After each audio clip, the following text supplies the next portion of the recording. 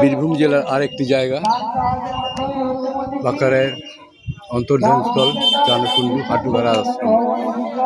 নিত্যানন্দ প্রভু মাকে স্নান করানোর জন্য সতীর্থকে আহ্বান করে এই কুণ্ডে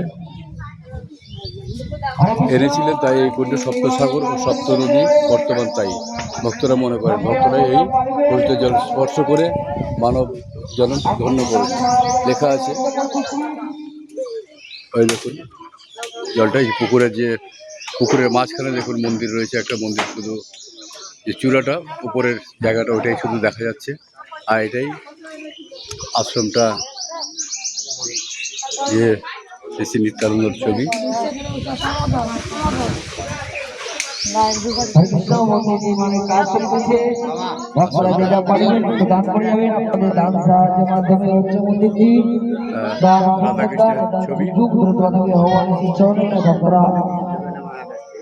এই আশ্রমটার কি মন্দিরটা হচ্ছে এখানে দাদার কাছে আছে। এটার এই জায়গাটার গুরুত্বটা কি একটু যদি বলেন। এখানে জলের মধ্যে যে মন্দিরটা দেখছেন, এখানে বাঁকে বিহারী কৃষ্ণ ভগবান হাঁটু গেড়ে অন্তর্ধান হয়েছে, মানে ওখানে হাঁটু গেড়ে মাটির সঙ্গে মিলিয়ে গিয়েছেন। আচ্ছা। বাঁকড়ায়। আর নিত্যানন্দ মহাপ্রভু তার মা বাবাকে গঙ্গা স্নান করানোর জন্যে সর্বতীর্থ মানে সপ্ত সাগর সপ্ত নদীকে আহ্বান করে এই কুণ্ডে এনেছিলেন, দিয়ে তার মা বাবাকে নিত্যানন্দ মহাপ্রভু এখানে গঙ্গা স্নান করেছেন। এইটা গঙ্গা স্নান। নিত্যানন্দ মহাপ্রভু যেহেতু তার মা বাবাকে গঙ্গা স্নান করেছেন, তাই আশেপাশে আমাদের যত গ্রাম আছে সব এটা গঙ্গা, এখানেই গঙ্গা বলে মানে। আমাদের আশেপাশে কোনো অন্য গঙ্গা যায় না, আমাদের এটাই গঙ্গা স্নান।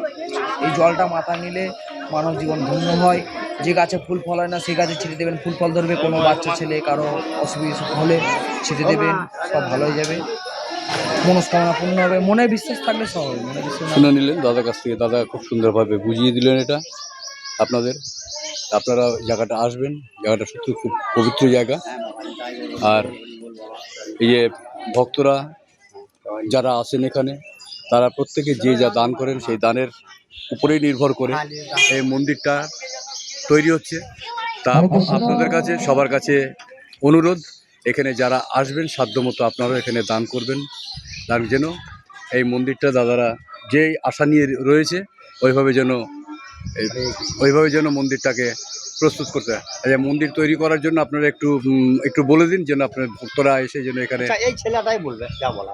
আচ্ছা, মন্দির তৈরি করে একটু ভক্তদের একটু অনুরোধ। আপনাদের দানেই হচ্ছে মন্দিরটি, তাই ভক্তরা যে যা পারবেন একটু দান করবেন। আপনাদের দান সাহায্যের মাধ্যমে মন্দির করেছি। যাক, খুব সুন্দর লাগলো।